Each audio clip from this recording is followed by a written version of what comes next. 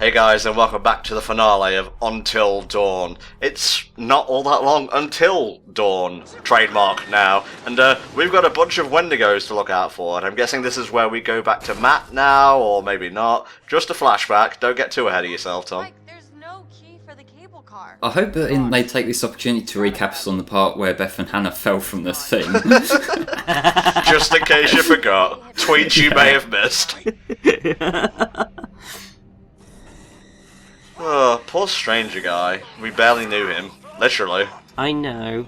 He did kind of get wiped out pretty quickly for a guy that they spent most of the game up to that point teasing, but I suppose at the same time that might well be kind of the point. Just because, like, we established that this guy is something here, and then it's just these things are so powerful they can just rip him apart in one motion. Oh, he jobbed. He jobbed is what he did. This is a great place for a session. You like what I've done with the place?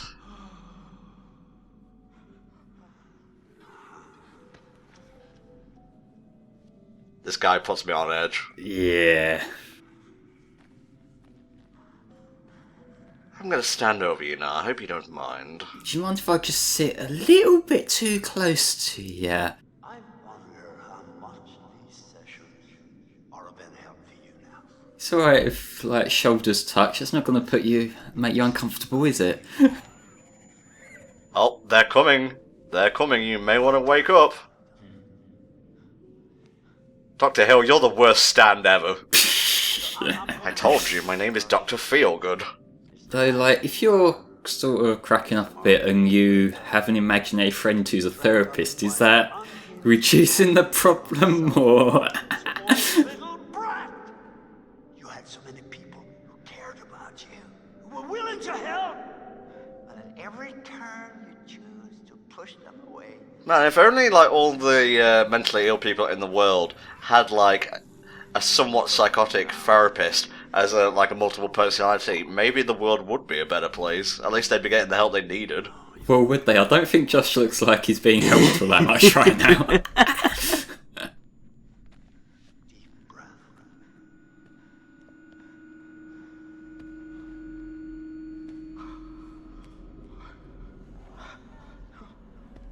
What? Yeah, now he's hearing his sister singing to him, so he's like way past, you know.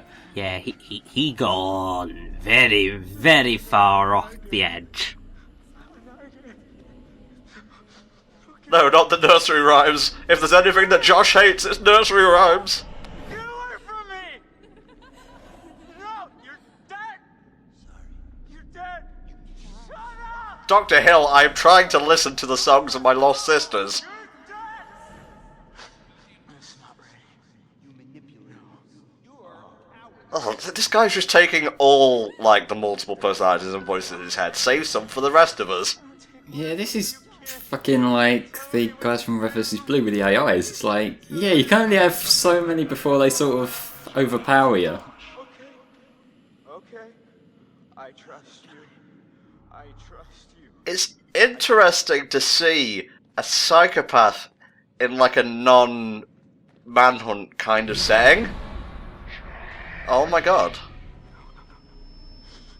I guess I'll leave that evaluation for later. I've got this to deal with now. This is also the first time we get to play as Josh throughout the entire game. All the one. But you're with us now. Come join us, Josh, forever and ever. Get away from me! Get away! Why didn't you save us, Josh? Because I was drunk, okay? What do you want from me? I was drunk! I swear. Now it's time to get proper creepy. Okay, what's going on? The fuck? This is a metaphor for something, but I'm not sure what it is. Yeah, he punched that pig. Yeah, as you can tell, Josh has completely gone off the deep end. Yeah, don't say. Also, this looks like that fucking thing from Akira. I was going to say Nemesis from Resident Evil myself. I don't take orders from you. I take orders from the voices in my head that aren't you. Is this what you want? I specifically didn't ask you to rip off your face. I've asked for a lot of things lately, but this wasn't one of them. Why did you save us, Josh? Why did you want us to die? I do not know what to make of this at all. I think to an extent that's why it's effective, but there is still also the case of we're staring at shit and not sure what it is. Well, at least they kept the psychological horror right to the end. It's too late to pussy out now. Be a person. Yeah. Maybe a minor. Maybe someone who worked in the sanatorium. So I think we can deduce at this point that everyone who was locked up in the sanatorium was suffering from the Wendigo disease, is that right? Someone was Pretty much, I would assume, anyway. Or at least a lot of them. Yeah, there's at least all the ones we saw there. We know that it's a huge problem that's here. I don't know exactly whether that's people had these sort of tendencies and that's why they went in, or whether it's something that's developed within there. But it's definitely like when you think of that sanatorium nowadays, like why the Stranger was there, because he's the guy who knows like all about them. That's like to him that he's like the little hideout for the Wendigos. Yeah, maybe he was the caretaker. He was keeping them prisoner. Yeah, like, and you saw the way they were all chained up in the cells and that, so maybe that was him trying to do his service of making sure they don't hurt anyone. Yeah, good point. And I mean, also, the Stranger was trawling the mountain to try and defeat the Wendigos. That's why he had his flamethrower. Uh-huh.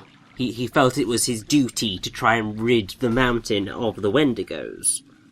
And there's actually a video that you unlock after having beaten the game, which actually goes a bit into his backstory. That's cool.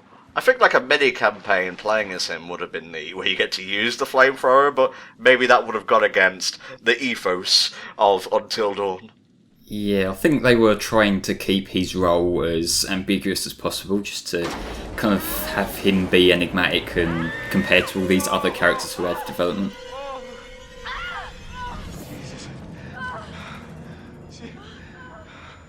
Just a head, Josh. You've seen worse, like this for example.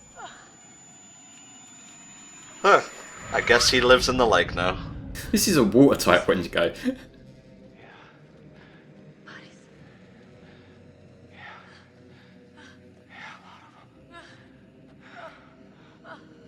Disgusting. Now, is that the Stranger from earlier, or a different, similarly, like, clothed guy? I think it's a different guy, because we've seen another guy looking like that hanging earlier in the game. So I think it's probably just the collection of targets. This is going to be awkward if they film him having a psychotic breakdown and put it on YouTube. Yeah. Yeah, just posted as like a video response to the one that EO uploaded of them getting tortured.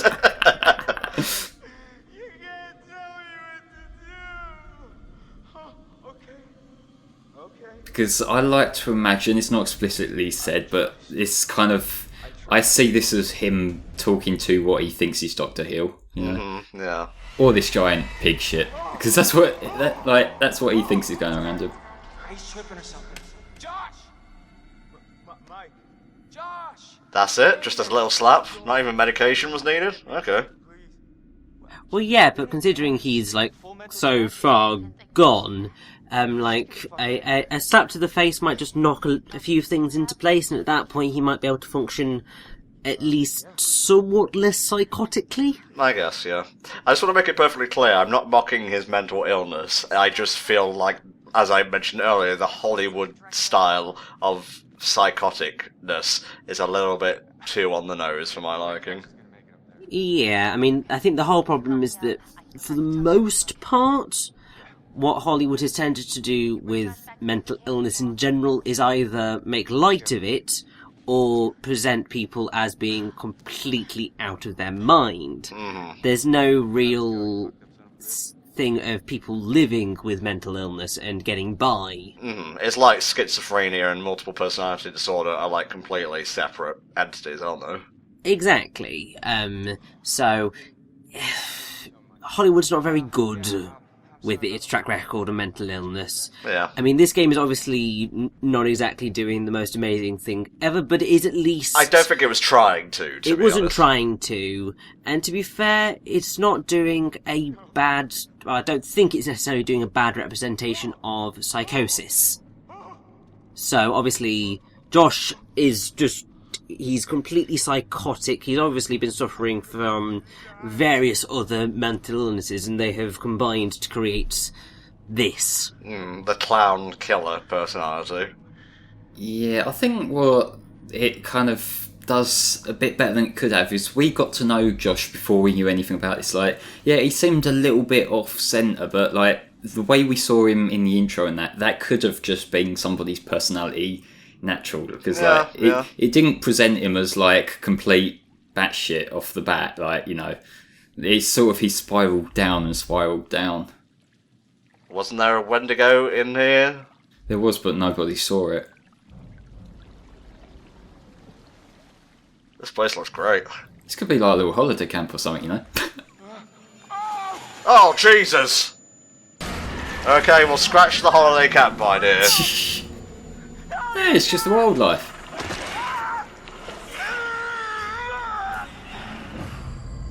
Whoa.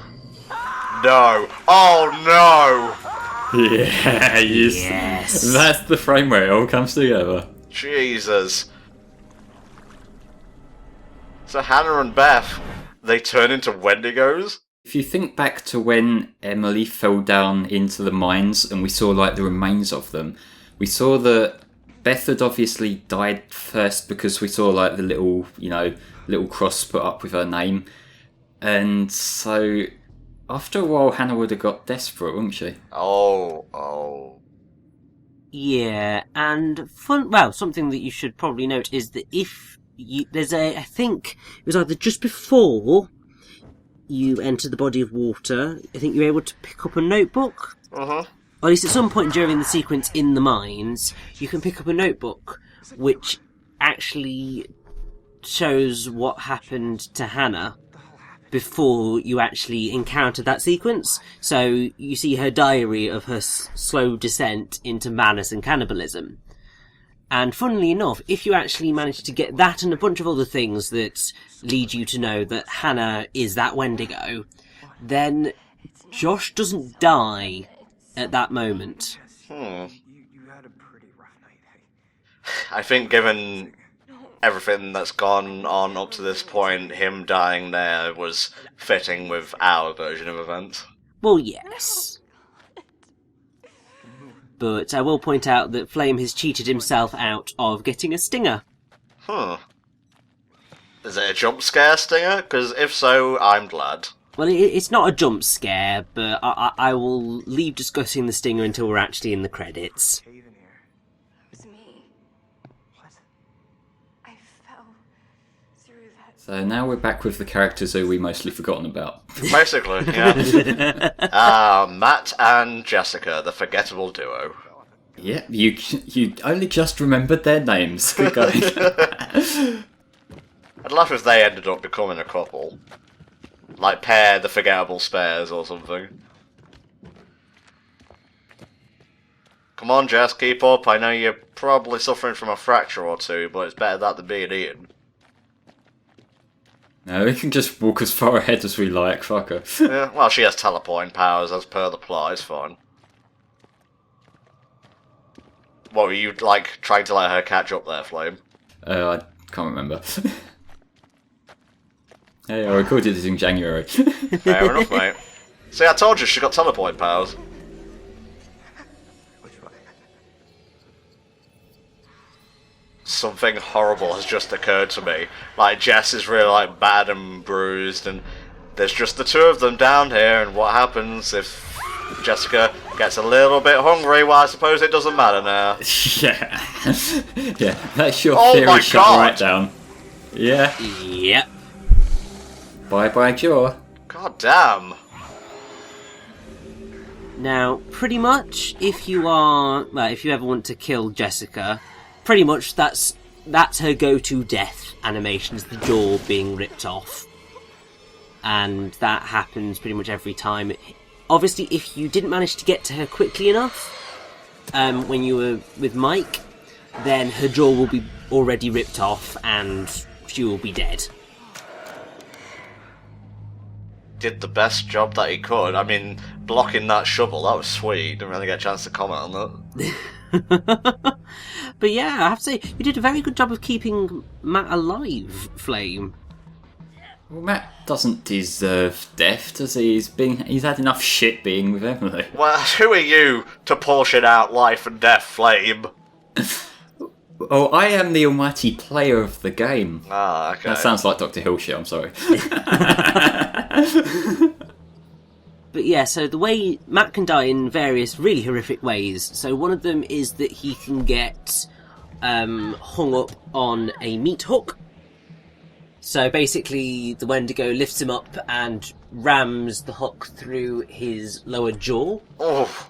And then obviously the blood fills up and he dies. The other one, which is pretty much, I think, when he's with Jessica, the Wendigo basically beats his face into a bloody pulp. God damn. So, it's just a bloody mess. It's disgusting. Poor guy can't catch a break throughout his entire game, really, can he? Seriously. Surprised none of these poor, kids/young adults have developed any kind of, frostbite yet. Yeah, I think if they were sort of having any sort of adverse effects from the weather, that would be the last thing on their fucking mind right now. It'd be like your adrenaline would overtake that. Yeah, well, something for Until Dawn 2, Electric Boogaloo, I guess.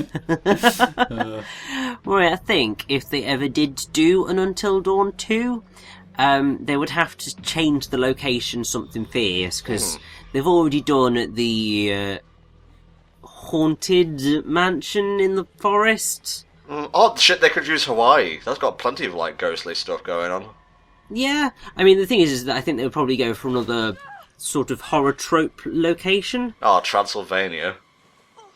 Well, I was thinking more, you've got, summer camps, you've got hospitals, you've got schools, and basically listing off the main things that Scream Queens was thought to be going to, because obviously it took place in a college, and then the second season is taking place in a mental hospital. Okay. Although a lot of people wanted it to be a summer camp, and then it wasn't a summer camp. Well, I think Hawaii would work best, because I feel Until Dawn, if it was just, residential buildings and whatnot, would be a bit boring. It's the nature that ties it all together. Yeah. I think either way, this is the kind of concept for a game that could do well with a spiritual successor kind of thing. Yeah, I don't think Until Dawn 2 is needed, but maybe they could make, a series of, interactive horror games. Like you sort of touched on earlier, it's a concept that just lends itself so well. So, to, just do this, you can adapt. There's so much more left they can do with the idea of interactive horror. That's fine, just a bear. Literally all fucking night we've been hearing random unidentifiable screams. It's just background noise at this point. Might as well be a radio station. Wendigo FM, the sound of your impending demise.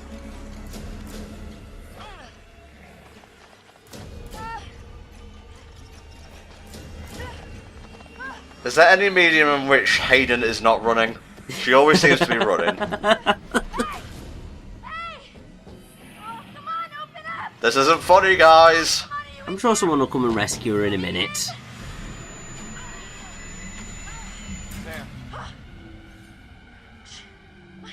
I love the way that he's got the cuts under his eyes, which looks like he'd been, attacked. Oh, there's something eerie about this scene, just the way it's playing out. Uh-huh. Now, something that I think quite a few people found quite frustrating about Until Dawn is that up until this point, there is no way for Mike or Sam to die. Yeah.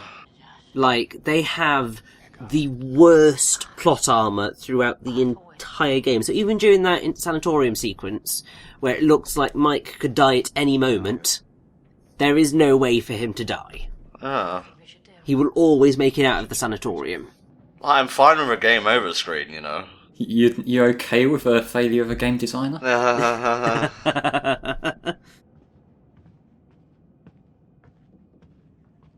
But yeah, basically Sam and Mike will always make it to this moment.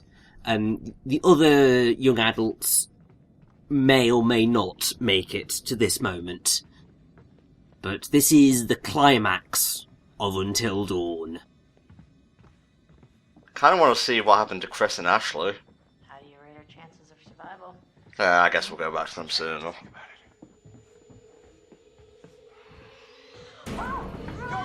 There we go. Right on cue.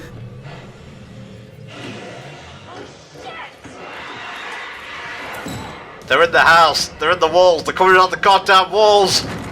Oh Jesus, it's locked. We can't get through. Quit hiding under the sheets. I like that creepy picture of Josh on the left.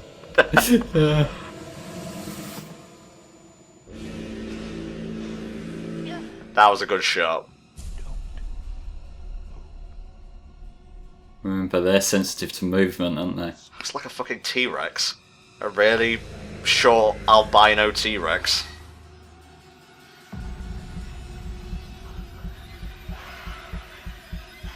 Just wait here until dawn. Technically we should be okay, but that wouldn't be an interesting game. Oh, did you do that on purpose? No, that'll fucked up. Oh, okay. Okay, so Mike's dead, I guess? They just got sort of thrown. When two Wendigo find each other, they engage in a Pokemon battle. I win. Seismic toss! See ya, bitch. KO. Okay, Mike's fine. Well, maybe fine's a strong word, but you know.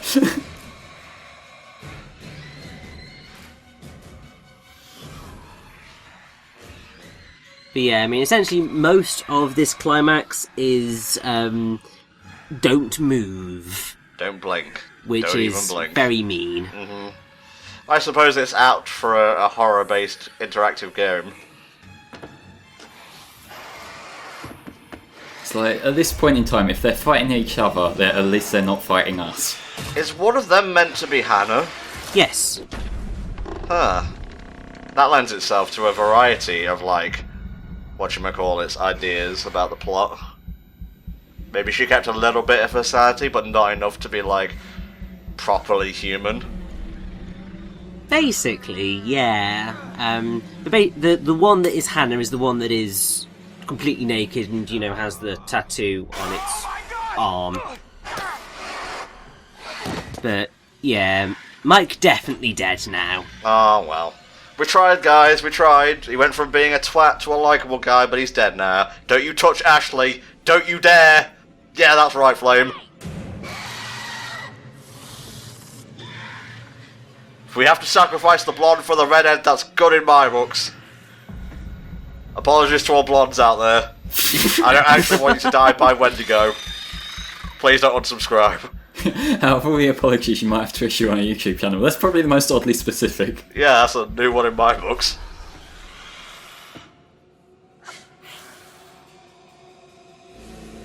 Because Mike set us up, but can we pull this off?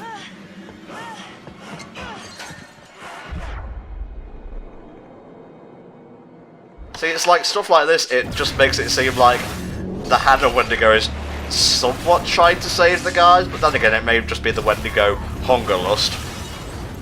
Well, they're very limited in terms of their senses. They could only pick up what was going on when the characters were moving. True, true. Okay, Ashley survived at least. Where's Chris? Well, Chris made it out of the house before Ashley, so... Oh, okay. Well, at least we made it to dawn. Mm-hmm. I managed to save some people. Oh, there's Chris. He was hiding in the background. So here's the people we called hours ago. How are we going to explain this to the Washingtons? I don't know. Does the insurance cover this? Oh, active Wendigo. Yeah. Now, these aren't like the proper credits, i.e. the ones we won't be talking over. So, Richie, is there anything you want to say before we get to that point? So I mean, basically what this is that you'll get a rerun of any character deaths. But if your characters manage to survive, then they will have little talkie segments where they are talking to the police and describing what actually happened in their own words. And obviously, depending on how the game went, you'll get different conversations. Also, if you managed to get Josh not to die in the mines, then there will be a stinger at the end. And am I allowed to say what happens in it? Because I mean, we're basically at the end anyway. Go for it. Basically, Josh turns into a Wendigo. Oh. And the stinger is like some police officers go down into the mines and see him gnawing on the face of the stranger. Huh. And basically they're just like, oh shit. Yep, time to run. And then it cuts to black. So, we've come to the end of the game now. Flame, what is your overall opinion of Until Dawn? I honestly really like this game a lot. Obviously, I've been nitpicking the tiniest little flaws as I am known to do, but honestly, I think it's a really solid story. I like the way it's portrayed. I like the character performances, and the presentation does a lot for it. Overall, like, Until Dawn is a game I bought on a whim and really enjoyed. Richie, what about you, mate? I think it's a really fascinating game. Like, I was never really too interested in it before it came out, or even really much the immediate aftermath of when it came out. But then when I started to hear more about it and I started to look into it, it was just like, actually, this is really, really interesting. And it actually seems like a really good game. It's still not necessarily the type of game I would ever play, but I think it did a very good job of achieving what it set out to do. And I think Supermassive Games should be very proud of themselves. Is she okay? Oh, that's... Oh, yeah, he's not going to be on good to... Oh, wait, Mac's dead. Never mind. Yeah. Sorry, it took a moment for it to come back to me. As for me, haven't played the game. This was my first time experiencing it. I'm really glad I didn't look up spoilers. I think it's the type of game that's best, experience on it when you're like your first run through, as with every other story-based game like Heavy Rain, Beyond Two Souls story, and heavy quotation marks, obviously. But the visuals, fantastic. Apart from like a few minor nitpicks, like the mocap derping out sometimes, especially on like the lower jaw, which is just a typical thing for this sort of medium, this sort of game, rather, this sort of mocap. I enjoyed Until Dawn a lot. I sort of agree with the whole, like, oh, they had to inject a monster into there instead of it just being, like, more psychological, but I don't think it hurt the game, and I did enjoy it all the way through. But I hope you've enjoyed main Halloween playthrough, I guess you could say, and Richie, Flame and myself will be back, I believe, in December, when we cover another Sonic game, so look forward to that. It is a Hellfire tradition, as it were. Bye for now, and thanks for watching.